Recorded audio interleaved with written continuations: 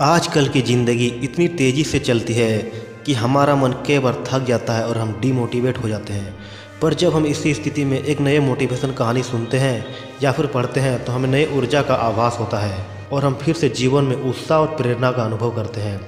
तो दोस्तों, आज हम आपके लिए लाए हैं 3 बेस्ट मोटिवेशनल स्टोरी जिसे सुनने के बाद आप अपने जीवन में खुद को मजबूत महसूस करेंगे और अपने लक्ष्य की ओर बढ़ने के लिए प्रेरित होंगे। दोस्तों, हमारे पहले कहानी का शीर्षक है अकेले लड़ने की ताकत।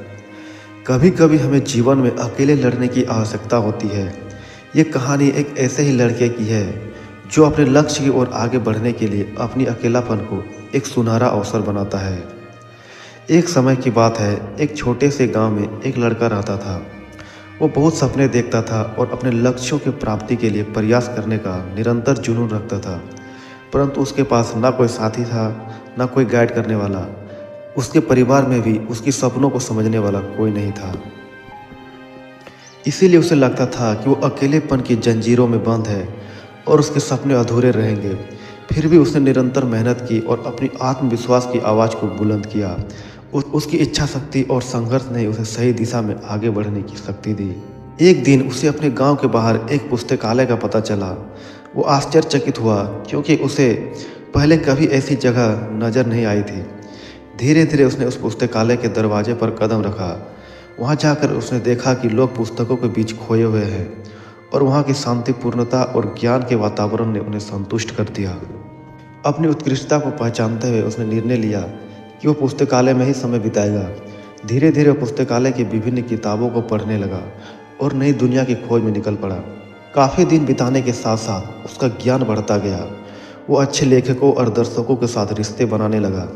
इसी के साथ उसने लिखने का भी मन बना लिया। उसने कई लेख लिखे जिसमें से उसका एक लेख प्रकाशित हुआ। उसे अवसर मिला अपने लेखकीय कौशल को दुनिया के सामने प्रदर्शित करने का। वो लड़का जिसने कभी अकेलापन को एक रुकावट समझा था, अब वो प्रेरणादायक उदाहरण बन गया।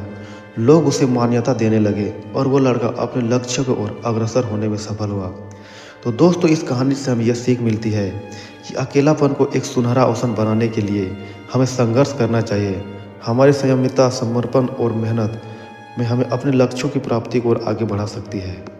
दोस्तों, हमारे दूसरे कहानी का शीर्षक है संकट में साथ देना। ये कहानी एक गांव की है जहां लोग एक दूसरे के सहारे जीने का तरीका सीखते हैं। एक गांव था जहां लोगों के बीच में अनूठा एक बंधन था। यहाँ के लोग एक दूसरे के साथ मेहनत करते, सहायता करते और एक दूसरे के साथ खुशियाँ और दुखों को बांटते थे। इस गांव की कहानी बहुत ही अनोखी थी। एक बार गांव में एक नया आदमी आया। उसका नाम राम था। राम बहुत ही निराशाजनक हालत में आया था। वो एक छोटे से गांव में दूर रहते थे जहां उनका परिवार बीमारियों और तंगियों में फंसा था। उन्होंने सोचा कि वो इस गांव में आकर नए जीवन की कोशिश करेंगे। राम गांव में आकर एक आदर्श बनने के लिए प्रयास करने लगा। वे हर काम में मेहनत करते, दूसरों की सहायता करते और सबके लिए प्रेरणा स्रोत बन गए। दूसरे लोगों की खुशियों और दुखों में वो भी सहभागी रहते थे। एक बार गांव में सबसे बड़ा दुख का समय आया जब गांव के मुखिया का बेटा अचानक बीमार पड़ गया। उसकी स्थिति गंभीर थी और उसके परिवार को इलाज के लिए पैसों की आवश्यकता थी, लेकिन गरीबी के कारण परिवार के पास इतनी धनराशि नहीं थी। जब राम ने इसे सुना तो उन्हें तत्परता से अपनी सभी बचत की राशि का उपयोग करके परिवार की मदद की। वो नहीं चाहते थे कि इस दुखी परिवार को किसी भी हमारी तरह जूझना पड़े। उन्होंने बचत की राशि के साथ साथ दूसरे गांव वालों को भी अपील की और उन्होंने भी उस परिवार की सहायता की। इस आपातकाल में गांव वालों ने एक बड़ी टीम बना ली। सभी ने मेहनत करके अपने संगठन के साथ मिलकर इलाज के लिए पैसे इकट्ठा किए। थोड़े समय बाद बेटे का इलाज हुआ और पूरी तरह से स्वस्थ हो गया। इस घटना के बाद गांव वालों के मदद करने के इरादे एक दूसरे के साथ और भी मजबूत हो गए। यह उनकी सद्भावना, नेकी और सामर्थ्य का परिणाम था। वह सभी ने समझा कि दूसरों की मदद करके ही हमारा अपनी असली लक्ष्य पूरा होता है। वो गांव अब एक परिवार की तरह था जहां हर कोई एक दूसरे का सहारा था। यहाँ के लोग अपनी खुशियों और दुखों को साझा करते, एक दूसरे की मदद करते और अपने संघर्षों को साथ में झेलते। वे सब मिलकर इस दुनिया में एक सुंदर और समृद्ध जीवन जीने का तरीका सीख गए। दोस्तों, हमारी तीसरी कहानी का शीर्षक है सफलता का मार्ग। इस कहानी में हमें एक युवा लड़के की कहानी सुनते हैं जो अपने सपनों की पूर्ति के लिए संघर्ष करता है।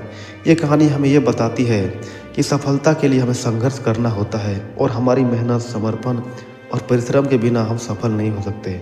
एक बार की बात है, एक छोटे से गांव में एक युवा लड़का अपने गरीब माता पिता के साथ परिवार में रहता था, जहां आर्थिक संकट के दिन चलना सामान्य था। लड़के के मन में बड़े बड़े सपने थे, वो एक सफल व्यापारी बनना चाहते थे। लड़के रोजाना ग्रंथालय जाता था और किताबें पढ़कर अपना ज्ञान को बढ़ाता था। उसके पास कुछ भी धन नहीं था, लेकिन उसने किसी भी मुसीबत को हराने का संकल्प बनाया था। उसने एक छोटे से दुकान में काम करना शुरू किया और अपनी मेहनत और समर्पण से अपनी कमाई बचाने लगा।